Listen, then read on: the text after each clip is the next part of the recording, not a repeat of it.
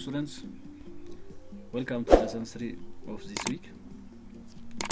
In this lesson we are going to discuss a number of numerous things. Before that, let's revise or recap yesterday's class. In general, yesterday we have discussed about kingdom protista, mainly they are eukaryotic, unicellular. Mode of nutrition is autotrophic and heterotrophic, and also microscopic members. Some can cause a disease and leads to fatal or fatality or death. Kingdom protista includes subkingdoms, some kingdom phylum with Sarcomasticophora as protozoal group, Coleopora and Apicomplexa. Again, the algal groups contains division Zygomycota, division Ascomycota, division Basidiomycota, and division Deuteromycota or imperfect fungi. So those are mainly one of fungal kingdom. Members are eukaryotic, multicellular. They are parasitic members or saprophytic. Again, mutualistic members. They found in mainly everywhere. Those kingdoms have some sort of importance, used for productions of beer or wine, source of food as a mushroom, and manufacturing of antibiotics like penicillin. Those are what have been discussed yesterday class of the two kingdoms, kingdom protista and kingdom fungi.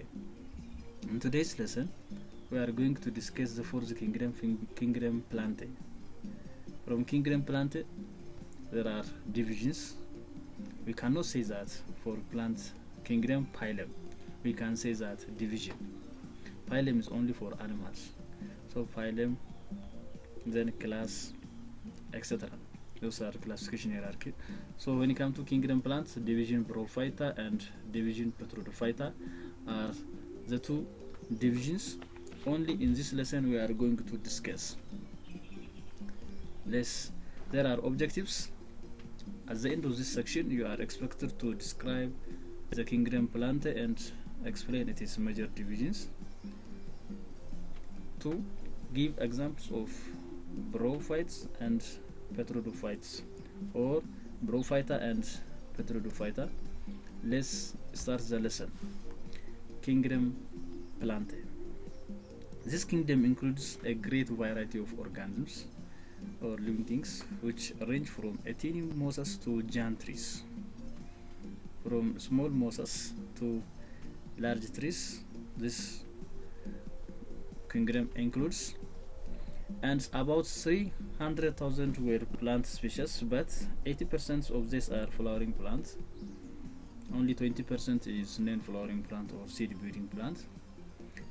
They are enormously important because they are the source of fossil fuel, coal, and through photosynthesis they provide food and oxygen for all other living organisms. There are the major characteristics of this plant kingdom. They are eukaryotic cell, they are multicellular, they contain pigment chlorophyll and to carry out photosynthesis. They are predominantly land-dwelling or mainly found on the land. Most of them have a waxy cuticle that helps to prevent drying out or water, and they are reproduced both sexually and asexually. So mainly they are autotrophic, and their cell wall is made up of cellulose. And this kingdom are flowering or non-flowering plants. The kingdom plantae is split into a number of divisions. Plant divisions are the same as animal phyla. The four most important divisions are division Bryophyta, includes mosses, liverworts, and hornworts. Division Pteridophyta, fern members, and division Gymnosperms includes Conifophyta or conifers, or their seeds are in cone. And the last division is division Angiospermae or Angiospermophyta. They are true flowering plants. Those are 4 divisions of plant kingdom. Let's only discuss the 2 divisions. Division Bryophyta is the first one. This includes about 17,000 of species, and members are mosses and liverworts and also hornworts. All are bryophytes. They are the simplest land plants without true roots, stem and leaf. They cannot reach water under the soil or anchor themselves very firmly to the ground, and they are non-vascular, which means they do not have xylem and phloem cells, so can not transfer food or water around the body of the plant. Mainly they are small, but the largest species is less than 60 centimeters tall. Large percentage of bryophytes live in tropical rainforests and high altitude mountain. Most plants have a simple slender stem and thin simple leaves, which are one-celtic and useful for looking at under the microscope. Also, most plants have a simple root-like structure. We call it a rhizoid, which is a slender filaments and attach the most plant to the soil, but without any strings. And mainly these live are in the damp and wet place. Mainly most plants are found in damp areas, and liverworts are found in moist or wet places. They reproduce asexually by fragmentation or branching, and sexually by alternations of generations of gametophyte and sporophyte stage. They are used as food for birds and mammals, source of fuel, soil conditioners, and many other things. This is one of division Bryophytes. There are 2 life cycle, sporophyte and gametophyte generations. The green photosynthetic plants on which male and female reproductive structures occurs are readily recognizable components of Bryophyte life cycle, which is gametophyte. And their capsules in which spores are produced seasonally, usually on a slender stem, and they are not as obvious as the green plant sporophyte. This is the simple structures of the first one is liverwort or hornwort, and the second one is moss plant. So this is taken from your textbook, and liverworts or hornworts are taken from other reference. This is all about Bryophyta division. The second one is division Pteridophyta. These members are mainly includes ferns. So those members are small, around this word in their number, and typically known by biologists 15,000 species only. 15,000. When it comes to Bryophytes, there are 17,000, much more. They are large in number. And division Pteridophyta or ferns have true roots, stem, and a leaf, unlike Bryophytes.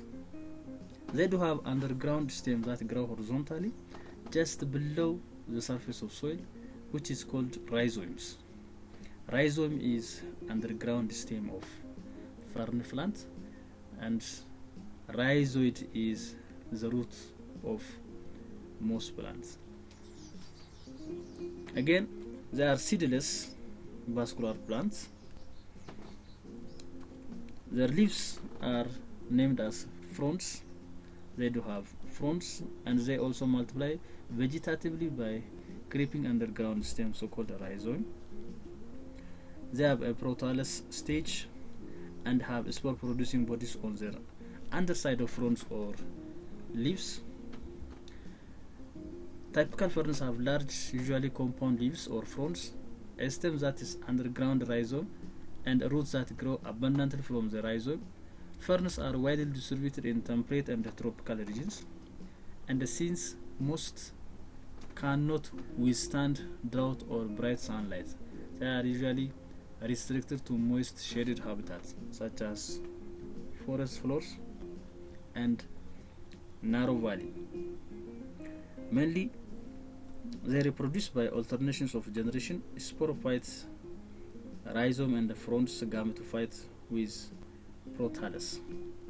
Ferns used as ornamental value form coil deposits. Those are one of the importance of ferns, and this is one of the typical structure, the typical plant known as fern. And also ferns have spore producing bodies or structures. We call it strobilus. This spore producing structure or strobilus have gametophyte stage, which is male and female gametophyte. The male gametophyte stage of strobilus is called the microspores, and the female gametophyte is megaspores. This is about fern. Lastly, this is a classwork. The classwork is mainly about the lesson. There are 4 questions we are going to do. Question number 1 is list the main characteristics of plant kingdom. Question number 2, root-like structure of most plants is called blank. Question number 3, fern plants are used as ornamental value, true or false.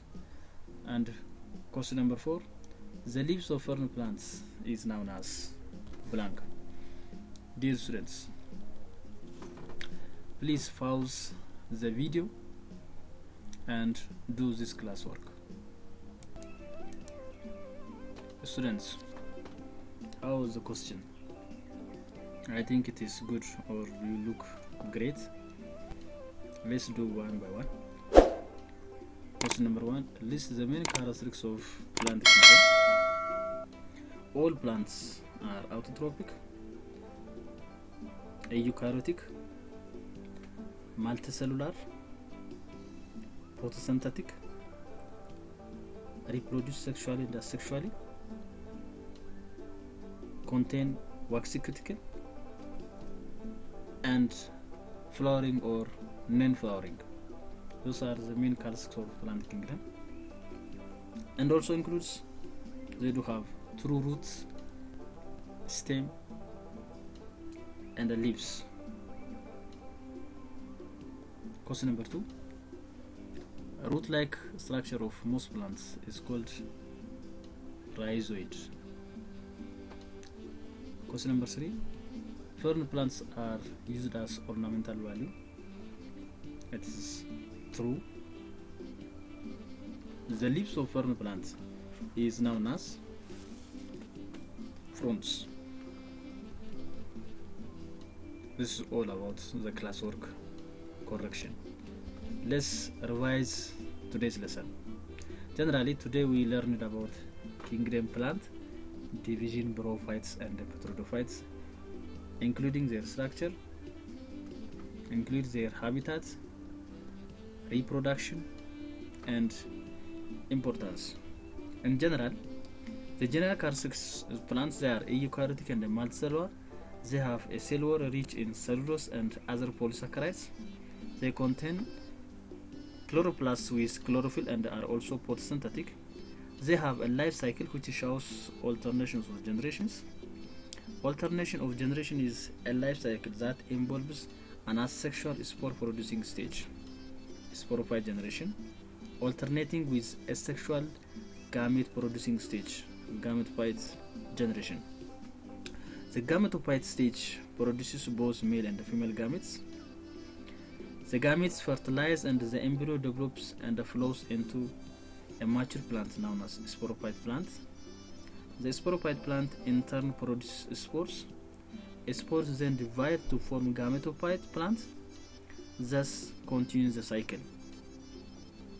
And next we discussed about divisions of kingdom plant, division Bryophytes, division Pteridophytes.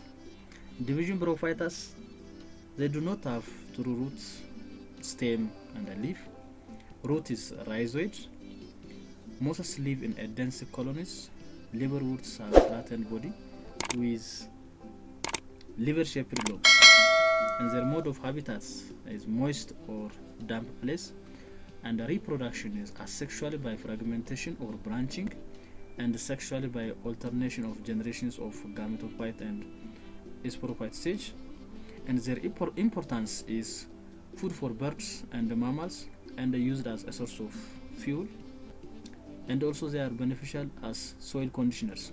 This is all about division Bryophytes. And also we discussed about division Pteridophyta.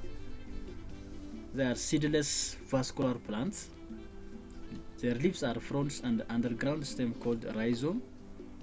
They have prothallus stage. They are ferns.